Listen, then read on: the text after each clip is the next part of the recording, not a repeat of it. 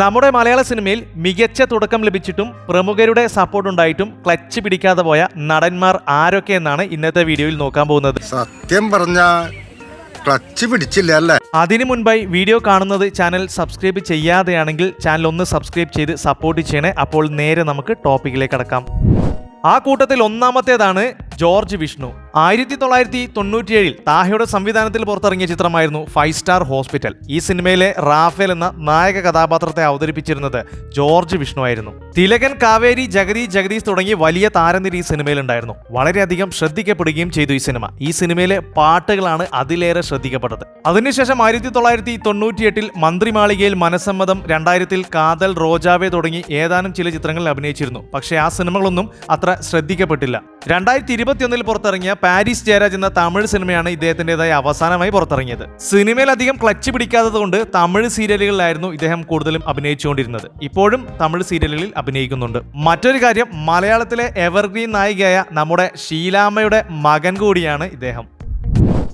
നമ്മുടെ അടുത്ത താരം നിഷാൻ KP നാനയ്യാണ്. സൈക്കിൾ കിക്ക് എന്ന ഹിന്ദി സിനിമയിലൂടെയാണ് നിഷാൻ സിനിമയിലെത്തുന്നത്. നിർഭാഗ്യവശാൽ ആ സിനിമ തിയേറ്ററുകളിൽ റിലീസ് ചെയ്യാൻ പറ്റാതെ വരികയായിരുന്നു. എന്നാൽ ശ്യാമപ്രസാദിന്റെ സംവിധാനത്തിൽ 2009 പുറത്തിറങ്ങി ആസിഫ് അലി, നിഷാൻ, റിമ കല്ലിങ്കൽ, വിനയ് ഫോർട്ട് തുടങ്ങിയവർ പ്രധാന വേഷത്തിലെത്തിയ ഋതു എന്ന സിനിമയിലൂടെയാണ് നിഷാനെ നമ്മൾ മലയാളികൾക്ക് കൂടുതൽ പരിചയം. പിന്നീട് 2010 പുറത്തിറങ്ങിയ അപൂർവ രാഗത്തിലും വളരെയധികം ശ്രദ്ധേയമായ വേഷം കൈകാര്യം ചെയ്തു. ആ സിനിമയിലും ആസിഫ് അലിയും വിനയ് ഫോർട്ടും ഇദ്ദേഹത്തോടൊപ്പം ഉണ്ടായിരുന്നു. ഋതു എന്ന സിനിമയിലൂടെ വന്ന ആസിഫ് അലിയും വിനയ് ഫോർട്ടും റീമ കല്ലിങ്കലും മലയാളത്തിലെ അറിയപ്പെടുന്ന മുൻനിര താരങ്ങളായി പിന്നീട് മാറുകയായിരുന്നു. അത്തരത്തിലും നിഷാനും മലയാളത്തിലെ മുൻനിര താരമായി വളരുമെന്നുള്ള പ്രതീക്ഷയിലായിരുന്നു ആരാധകർ. കർണാടക സ്വദേശിയായിരുന്ന നിഷാൻ കന്നഡ, തമിഴ്, തെലുങ്ക്, ബംഗാളി, ഹിന്ദി ഭാഷകളിലും ഒരുപാട് സിനിമകളിൽ അഭിനയിച്ചിരുന്നു. ഏകദേശം 6 ഭാഷകൾ സംസാരിക്കാൻ സാധിക്കുന്ന നിഷാൻ പൂനെ ഫിലിം ഇൻസ്റ്റിറ്റ്യൂട്ടിലായിരുന്നു പഠിച്ചിരുന്നത്. ഒരുപാട് കഴിവുണ്ടായിട്ടും മലയാളത്തിൽ മുൻനിര താരമായി വളർന്നു വരാൻ പറ്റാതെ പോയ നടനായിരുന്നു നിഷാൻ. ഏതെങ്കിലും കാലത്ത് ഇദ്ദേഹവും മലയാളത്തിലേക്ക് വൻ തിരിച്ചുവരവ് നടത്തുമെന്ന് പ്രതീക്ഷിക്കാം. നമ്മുടെ അടുത്ത താരമാണ് ഷാനവാസ്. 1981 പുറത്തിറങ്ങിയ പ്രേമഗീതങ്ങൾ എന്ന സിനിമയിലൂടെയായിരുന്നു ഷാനവാസ് മലയാള സിനിമാ രംഗത്തെത്തുന്നത്. ആദ്യ സിനിമയിലെ അഭിനയത്തിലൂടെ തന്നെ ഷാനവാസ് വളരെയധികം ശ്രദ്ധിക്കപ്പെട്ടിരുന്നു. തൊട്ടടുത്ത വർഷം 1982 ഇവനൊരു സിംഹം, ആശ, മൈലാഞ്ചി, ഗാനം തുടങ്ങി 6ഓളം സിനിമകളിൽ അഭിനയിച്ചിരുന്നു. മലയാള സിനിമയിൽ വലിയൊരു നടനായി ഉയർന്നു വരുമെന്നുള്ള പ്രതീക്ഷയിലായിരുന്നു ആരാധകർ. എന്നാൽ ആദ്യകാലങ്ങളിൽ നായക വേഷങ്ങളിലെത്തിയ ഷാനവാസ് പിന്നീട് ചെറിയ ചെറിയ വേഷങ്ങളിലേക്ക് ഒതുങ്ങുകയായിരുന്നു. ഷാനവാസിനെ കുറിച്ച് ഇത്ര വലിയ പ്രതീക്ഷയുണ്ടാവാൻ കാരണം ഇദ്ദേഹം മലയാളത്തിന്റെ മഹാനടൻ പ്രേം നസീറിന്റെ മകനാണ്. അങ്ങനെ വരുമ്പോൾ നമ്മുടെ നസീർ സാറിന്റെ ലെവലിലേക്ക് ഷാനവാസും ഉയർന്നു വരുമെന്നുള്ള പ്രതീക്ഷയിലായിരുന്നു ആരാധകർ. ചില പ്രേക്ഷകർ പിതാവ് നസീർ സാറിന്റെ സ്റ്റാർഡവും പ്രകടനവുമായും ഇദ്ദേഹത്തെ കമ്പയർ ചെയ്യുകയും ചെയ്തിരുന്നു. 2022 വരെ ഒരുപാട് സിനിമകളിൽ ചെറിയ ചെറിയ വേഷങ്ങളിൽ ഇദ്ദേഹം അഭിനയിച്ചിട്ടുണ്ട്. 8ഓളം മലയാള സീരിയലുകളിലും ഇദ്ദേഹം അഭിനയിച്ചിട്ടുണ്ട്. അടുത്തത് കൃഷ്ണചന്ദ്രനാണ്. ഭരതന്റെ സംവിധാനത്തിൽ 1978 പുറത്തിറങ്ങിയ രതി നിർവേദം എന്ന സിനിമയിലെ പ്രധാന കഥാപാത്രമായ പപ്പുവിനെ അവതരിപ്പിച്ചിരുന്നത് കൃഷ്ണചന്ദ്രനായിരുന്നു. ജയഭാരതിയായിരുന്നു ചിത്രത്തിലെ നായിക. കവിയൂർ പൊന്നമ്മ, KPS ലളിത, സോമൻ, അടൂർ ബാസി തുടങ്ങിയവരായിരുന്നു മറ്റു കഥാപാത്രങ്ങളെ അവതരിപ്പിച്ചിരുന്നത്. ഈ സിനിമയുടെ പ്രത്യേകത കൊണ്ട് തന്നെ ആ കാലത്ത് കൃഷ്ണചന്ദ്രന് വലിയ ആരാധക വൃന്ദമുണ്ടായിരുന്നു. പിന്നീട് ലൗലി, കൗമാരപ്രായം, രാത്രികൾ നിനക്ക് വേണ്ടി, രാപ്പാടികളുടെ ഗാഥ, ലജ്ജാവതി തുടങ്ങി 30ഓളം സിനിമകളിൽ ഇദ്ദേഹം അഭിനയിച്ചിട്ടുണ്ട്. എന്നാൽ ആ സിനിമകളൊന്നും അത്ര അങ്ങോട്ട് ശ്രദ്ധിക്കപ്പെട്ടില്ല. ആദ്യ സിനിമയോടുകൂടി തന്നെ മലയാളത്തിൽ വലിയ നടനായി ഉയർന്നു വരുമെന്നുള്ള പ്രതീക്ഷയിലായിരുന്നു ചില ആരാധകർ.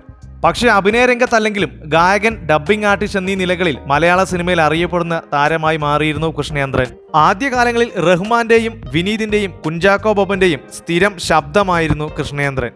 ഗായകൻ എന്ന നിലയിൽ മലയാളത്തിലും തമിഴിലുമായി 1000ഓളം പാട്ടുകളും പാടിയിട്ടുണ്ട് ഇദ്ദേഹം. അഭിനയ രംഗത്ത് നിന്ന് മാറി ഇദ്ദേഹം സിനിമാ മേഖലയിൽ തന്നെ അറിയപ്പെടുന്ന ഒരു താരമായി മാറുകയായിരുന്നു.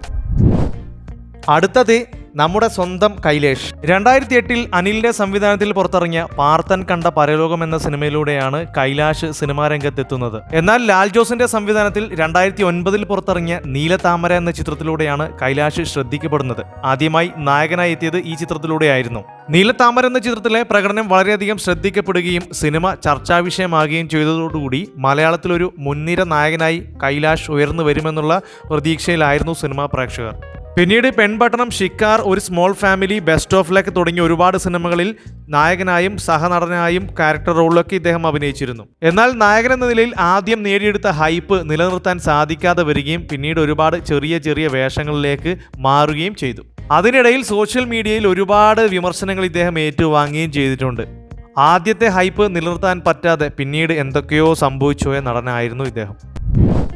നമ്മുടെ അടുത്ത താരം ശ്രാവൺ മുകേഷാണ്. 2018 രാജേഷ് നായരുടെ സംവിധാനത്തിൽ പുറത്തിറങ്ങിയ കല്യാണം എന്ന ചിത്രത്തിലൂടെയാണ് ശ്രാവൺ മലയാള സിനിമാ രംഗത്തെത്തുന്നത്. ഇദ്ദേഹത്തിന്റെ പേര് കേട്ടപ്പോൾ തന്നെ പലർക്കും മനസ്സിലായിട്ടുണ്ടാകും, മലയാളത്തിന്റെ പ്രിയപ്പെട്ട നടൻ മുകേഷ് ഏട്ടന്റെ മകനാണ് ഇദ്ദേഹം. വർഷ ബോളമ്മ, പാർവതി, അച്ഛൻ മുകേഷ്, ശ്രീനിവാസൻ, ഹരീഷ് കണാരൻ തുടങ്ങിയവരായിരുന്നു പ്രധാന കഥാപാത്രങ്ങളെ അവതരിപ്പിച്ചിരുന്നത്. നടൻ മുകേഷിന്റെ മകൻ സിനിമാ രംഗത്ത് അരങ്ങേറ്റം കുറിക്കുന്നെന്ന വാർത്ത വളരെയധികം പ്രാധാന്യം നേടിയിരുന്നു. വമ്പൻ ഹൈപ്പായിരുന്നു ഈ സിനിമയ്ക്ക് ലഭിച്ചിരുന്നത്. ഒരുപാട് ആരാധകർ സിനിമയുടെ റിലീസിനായി കാത്തിരിക്കുകയും ചെയ്തിരുന്നു. പക്ഷേ വമ്പൻ താരനിര ഉണ്ടായിട്ടും മുകേഷ് ഏട്ടന്റെ കഠിന പരിശ്രമം, മകനെ സിനിമാ നടനാക്കാനുള്ള ശ്രമം ഉണ്ടായിട്ടും ഈ ചിത്രം ബോക്സ് ഓഫീസിൽ പരാജയമായി മാറുകയായിരുന്നു. പ്രേക്ഷകരിൽ നിന്നും മോശം അഭിപ്രായമായിരുന്നു ഈ സിനിമയ്ക്ക് ലഭിച്ചിരുന്നത്. കണ്ടിരിക്കാൻ പറ്റുന്ന ഒരു സിനിമ തന്നെ ആയിരുന്നു. പക്ഷേ ഇതോടുകൂടി പിന്നെ ശ്രാവൺ മുകേഷിനെ അഭിനയ രംഗത്ത് ആരും കണ്ടിട്ടില്ല. മുകേഷ് ഏട്ടനെ പോലെ വളർന്നു വലിയ താരമായി വരുമെന്നുള്ള പ്രതീക്ഷയിലായിരുന്നു സിനിമ റിലീസാവുന്നത് വരെ ആരാധകർ. പക്ഷേ നിർഭാഗ്യവശാൽ ഇത്രയും വലിയ സപ്പോർട്ട് ഉണ്ടായിട്ടും അദ്ദേഹത്തിന് വലിയ നടനായി ഉയർന്നു വരാൻ സാധിച്ചില്ല. ഇദ്ദേഹവും സിനിമാ രംഗത്ത് എപ്പോഴെങ്കിലും മടങ്ങി വരുമെന്ന് നമുക്ക് പ്രതീക്ഷിക്കാം.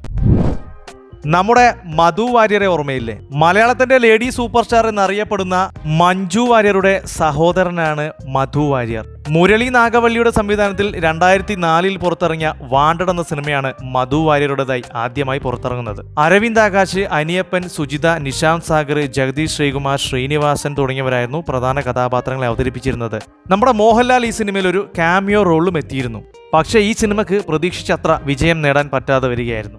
മഞ്ജു വാര്യരുടെ സഹോദരനായതുകൊണ്ട് തന്നെ വലിയ പ്രതീക്ഷയിലായിരുന്നു സിനിമ ആരാധകർ. തുടർന്ന് നേരറിയാൻ CBI, ഭരചന്ദ്രൻ IPS, ഇരുവട്ടൻ മണവാട്ടി തുടങ്ങി ഏകദേശം 30ഓളം സിനിമകളിൽ ഇദ്ദേഹം അഭിനയിച്ചിരുന്നു. പക്ഷേ എന്തോ ഇദ്ദേഹത്തിന് മുൻനിര താരമായി ഉയർന്നു വരാൻ സാധിച്ചില്ല.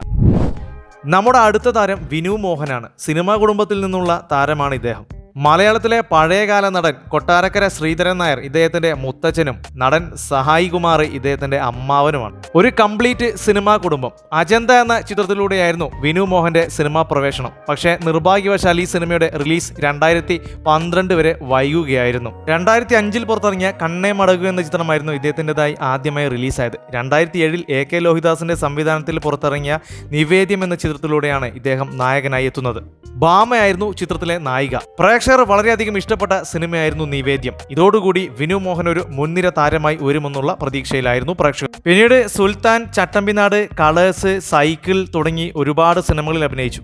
2022 പുറത്തിറങ്ങിയ ഒരു നാടൻ പ്രേമമാണ് ഇദ്ദേഹത്തിൻ്റെതായി ഒടുവിലായി റിലീസായ ചിത്രം.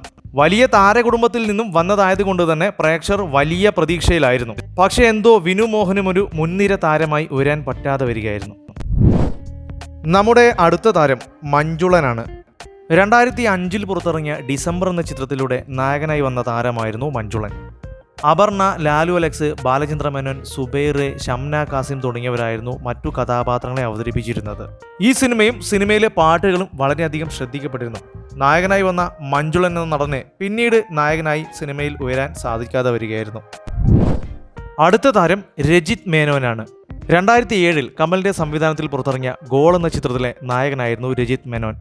റഹ്മാന്, മുകേഷ്, മുക്ത ജോർജ്, ആശ, സലീം കുമാർ തുടങ്ങിയവരായിരുന്നു മറ്റ് കഥാപാത്രങ്ങളെ അവതരിപ്പിച്ചിരുന്നത്. ഈ ചിത്രം വളരെയധികം ശ്രദ്ധിക്കപ്പെടുകയും സിനിമയിലെ നായകനായ രജിത് മേനോൻ ഒരു ഭാവി കാണുകയും ചെയ്തിരുന്നു പ്രേക്ഷകർ. പിന്നീട് ഓർക്കുക വല്ലപ്പോഴും, വെള്ളത്തൂവൽ, ജനകൻ തുടങ്ങി 18ഓളം സിനിമകളിൽ ഇദ്ദേഹം അഭിനയിച്ചിരുന്നു. 2013 പുറത്തിറങ്ങിയ ദൈവത്തിന്റെ സ്വന്തം ക്ലീറ്റസ് എന്ന സിനിമയിലാണ് മലയാളത്തിൽ ഇദ്ദേഹം അവസാനമായി അഭിനയിച്ചത്. 2019 തമിഴിൽ റിലീസായ എംബിറൻ എന്ന സിനിമയാണ് ഇദ്ദേഹത്തിൻ്റെതായി അവസാനമായി പുറത്തിറങ്ങിയ ചിത്രം. എന്തോ ചില കാരണങ്ങളാൽ മലയാള സിനിമയിൽ ഇദ്ദേഹത്തിനും ഉയരാൻ പറ്റാതെ വരികയായിരുന്നു.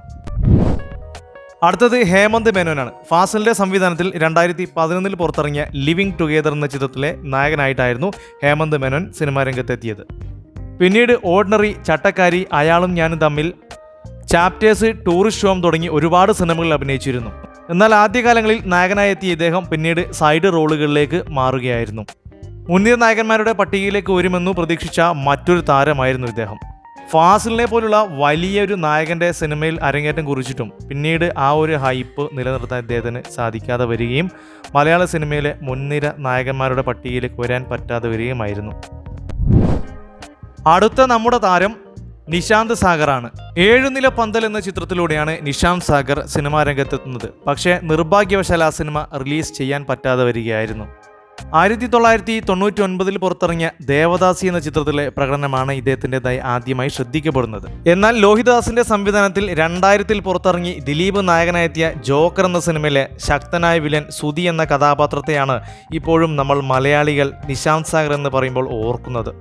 പിന്നീട് മനസ്സിലൊരു മഞ്ഞുതുള്ളി, ഇന്ദ്രിയം, ഫാൻഡം തുടങ്ങി ഒരുപാട് സിനിമകൾ അഭിനയിച്ചിരുന്നു. പക്ഷേ പിന്നീട് നിശാന്ത് സാഗറിന് മലയാള സിനിമയിൽ നിന്നും അവസരങ്ങൾ കുറയുകയായിരുന്നു. 2008 സണ്ണി ലിയോണോടൊപ്പം പൈറേറ്റ്സ് ഓഫ് ബ്ലഡ് എന്ന സിനിമയിൽ പ്രധാന കഥാപാത്രത്തെ അവതരിപ്പിച്ചിരുന്നു ഇദ്ദേഹം. ജോക്കർ എന്ന സിനിമ ഹിറ്റാവുകയും നിശാന്ത് സാഗറിന്റെ കഥാപാത്രം വളരെയധികം ശ്രദ്ധിക്കപ്പെടുകയും ചെയ്തിരുന്നു. അതുവരെ കാണാത്ത രീതിയിലുള്ള ഒരു വ്യത്യസ്തമായ വില്ലൻ കഥാപാത്രവും അപ്പിയറൻസുമായിരുന്നു നിശാന്ത് സാഗറിൻ്റെത്. പിന്നീട് മലയാളത്തിലെ മുൻനിര വില്ലൻ കഥാപാത്രമോ അല്ലെങ്കിൽ നായക കഥാപാത്രമോ ആകുമെന്നുള്ള പ്രതീക്ഷയിലായിരുന്നു പ്രേക്ഷകർ. RDX ഉൾപ്പെടെയുള്ള സിനിമകൾ അഭിനയിച്ച് ഇപ്പോഴും മലയാള സിനിമയിൽ സജീവമാണെങ്കിലും അർഹിച്ച രീതിയിലുള്ള ഒരു സ്ഥാനം ഇദ്ദേഹത്തിന് ഇതുവരെ ലഭിച്ചിട്ടില്ല.